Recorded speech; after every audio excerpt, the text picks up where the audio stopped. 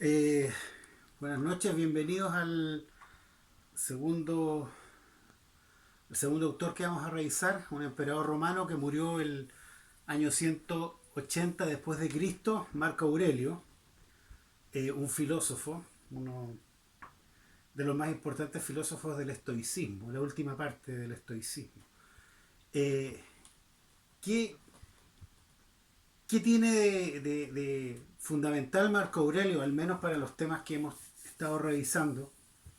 Eh, Pocos En pocas palabras, podríamos decir, dentro de la riqueza de este filósofo, que él toma de partida una convicción de la época que es una convicción cosmológica, es decir, que tiene relación con todo el universo y es basada en el pensamiento griego clásico, o perdón, anterior al periodo clásico, de Heráclito, que considera que todo se mueve, panta rey, todas las cosas cambian. Ese punto de partida fue muy importante en este filósofo romano, de darse cuenta que el universo entero cambia, las cosas nacen y mueren, los climas varían, el cosmos varía, no hay nada seguro en el mundo. La mirada que Marco Aurelio tiene es que el mundo se mueve. Entonces, el concepto de Heráclito, ¿no? De que las cosas cambian, Pantarrey llega fuerte al estoicismo romano y llega como un desafío. Si el mundo se mueve, no hay nada concreto a qué asirse. Imaginemos que usted está en una tormenta. No es sencillamente la constatación de que las olas se mueven, sino que usted está en peligro. Entonces, si el punto de partida es Panta Rey, todo se mueve en Heráclito, eso es interpretado por Marco Aurelio de la siguiente manera.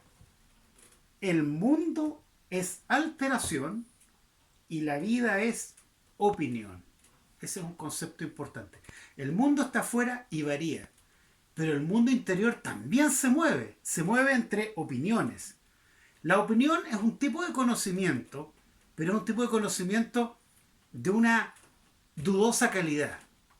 Es solamente doxa, es solamente opinión, no es un real conocimiento profundo como hubiera planteado Aristóteles, ¿no?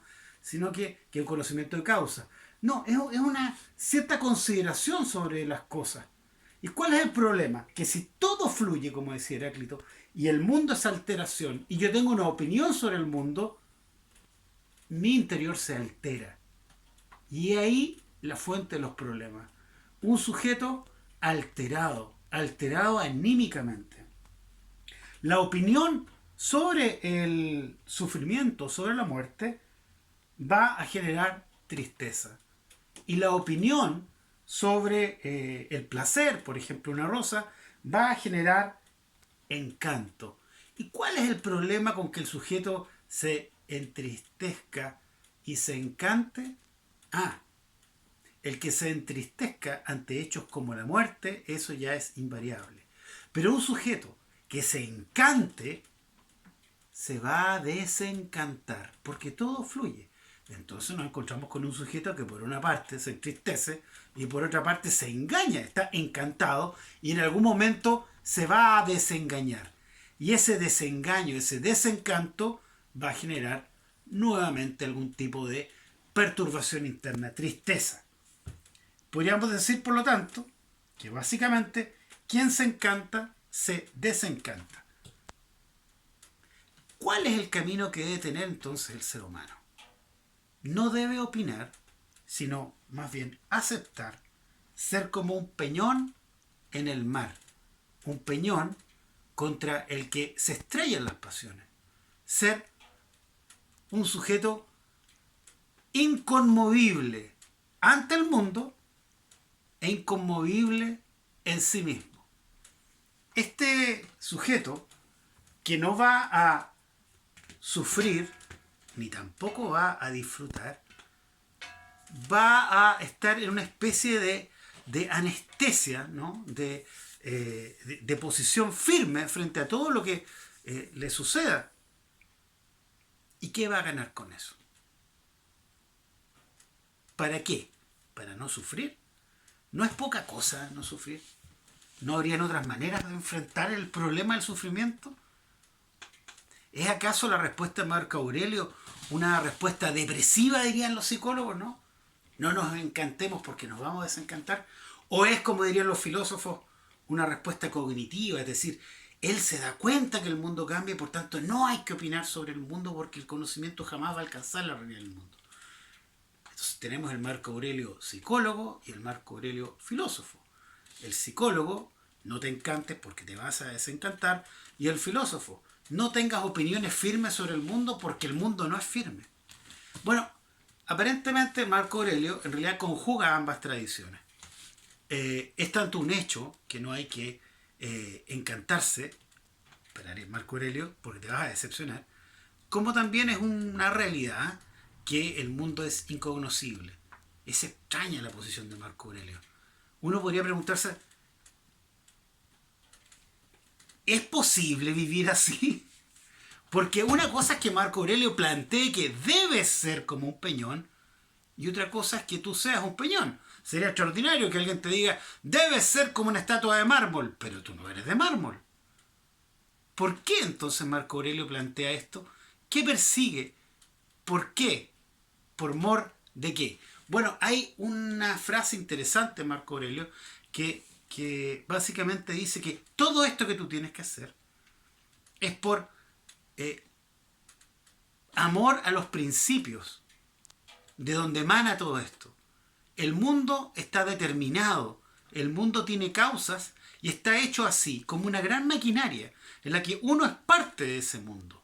Cuando uno se obsesiona con evadir el placer, cuando uno persigue el poder, cuando uno en el fondo está ebrio de opiniones, desajusta esta máquina universal.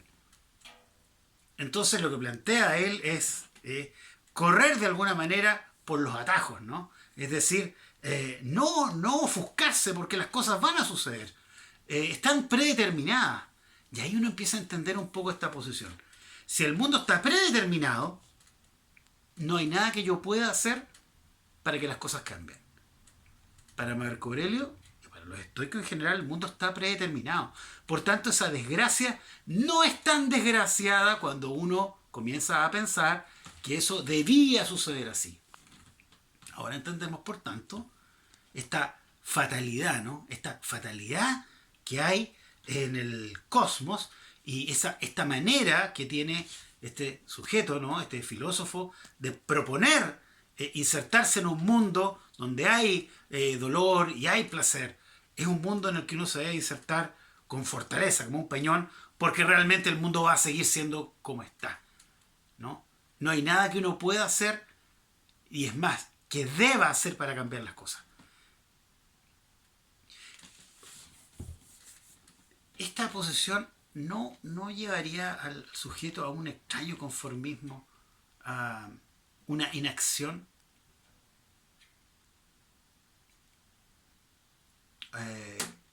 a tolerar la injusticia. ¿No sería una vida invivible? ¿Una vida entregada? ¿Una vida depresiva? Probablemente lo sería. Se ganaría en fortaleza, pero se perdería en sensibilidad. Hay una frase, y con esto voy a terminar, muy interesante.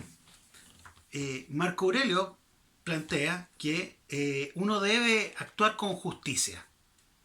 Él dice, el cosmos es como un ser vivo o como una ciudad.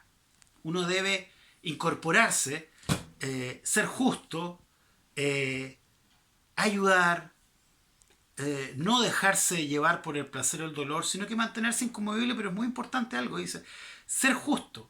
Uno dice, pero ¿por qué ser justo? Porque cuando uno es justo, genera en el otro una deuda de gratitud. Y cuando el otro está en deuda con gratitud, la ciudad entera se ajusta. Hay un intercambio de favores. Y aquí algo súper interesante. La posición de Marco Aurelio no es fatalista, es una posición que tiene salida a través de la solidaridad. Es un autor extraño, es un autor romano, no es un autor que nosotros podamos decir que es fácilmente entendible, ¿no? Pero habría que resumir de la siguiente manera su posición. El mundo cambia. Yo me voy a ver zarandeado por el mundo, así que debo permanecer inconmovible, como una roca. Pero el ser humano no puede vivir en soledad. Por lo tanto, debe actuar en justicia para generar agradecimiento en el otro. El ser humano debe fluir, entregar, él dice, como la vida entrega uvas. Cuando el otro sienta esa deuda de gratitud, la va a pagar en la ciudad, ¿no? Y la ciudad seguirá su ritmo habitual, eterno, y esta vez un poco más justo. ¿Es una vida que se pueda vivir? Probablemente, aunque probablemente la idea de no encantarse para evitar desencantarse sea algo absolutamente cuestionable y que es precisamente lo que Aristóteles ya había criticado antes y que vamos a ver en el tercer video que estamos preparando. Es decir, ¿vale la pena vivir la vida sin encantarse con nada para evitar el desencanto? Aristóteles va a decir que no. Y ese va a ser el contenido del siguiente video. Bueno, desde Coyhaique, desde la Patagonia chilena, la primera región, un fuerte saludo para ustedes y que termine la semana. Encántense.